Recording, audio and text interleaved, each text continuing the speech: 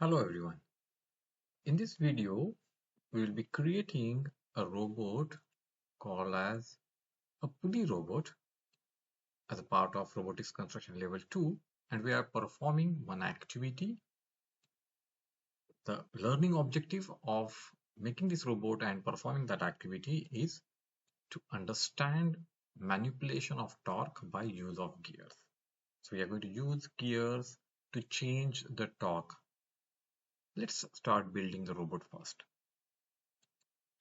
We take one C plate, one L plate, and connect them using two 0.5-inch bolts and nuts here. In step 2, we take two single bars and connect to this C plate here using two 0.5-inch bolts and nuts, one this side and one that side. In the next step, we are going to connect two flat rotators. Now here, you can see one flat rotator from front. There is one more flat rotator in exactly same alignment from behind, and these two flat rotators are connected using one 0.5-inch bolt and nut. We want these two because we want the axle which is going to go through this hole here to be stable. We are also going to connect one DC motor with motor shaft here. The motor shaft is coming out of this vertical slit from here, and one of the motor screws in the vertical slit and one is in the horizontal slit here.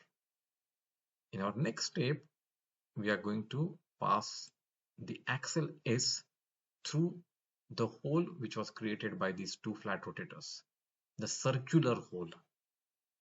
And from behind the L plate, we are going to lock it using a shaft lock. In front, we are going to put one small gear, a gear S, and then going to lock using one shaft lock. On the motor shaft, we will place one gear B. If you see, the big round of the gear B is towards the L plate and the small round is outside. That will ensure that these two gears engage properly.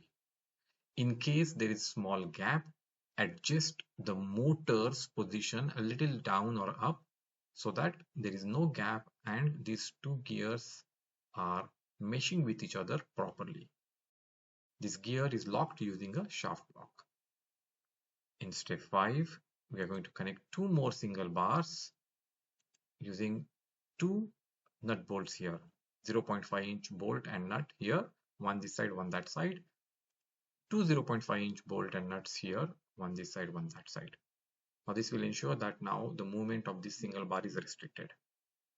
And we are going to connect two 1.5-inch bolts here. They are going to act like our pulleys. The thread is going to go over them. In our next step, we are going to do our setup 1. In setup 1, we are going to use this weight. Now, in your case, you might use the plastic box with nuts and bolts. Connect that using a thread which passes over these two 1.5-inch bolts and comes here and gets connected to the axle. This is our setup 1.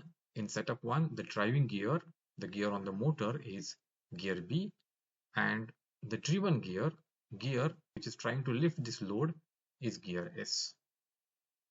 Once we perform the activity as mentioned in our reference book, then we have to change to setup 2. In setup 2, there is only one small change, which is the driving gear is gear S now, and we have put one spacer behind this gear S so that they mesh properly. And the driven gear is gear B. Rest all remains same, the weight is same, the thread is connected in the similar fashion. We again try to lift this load as per the activity mentioned in our reference book. Once you complete the activity, you would have understood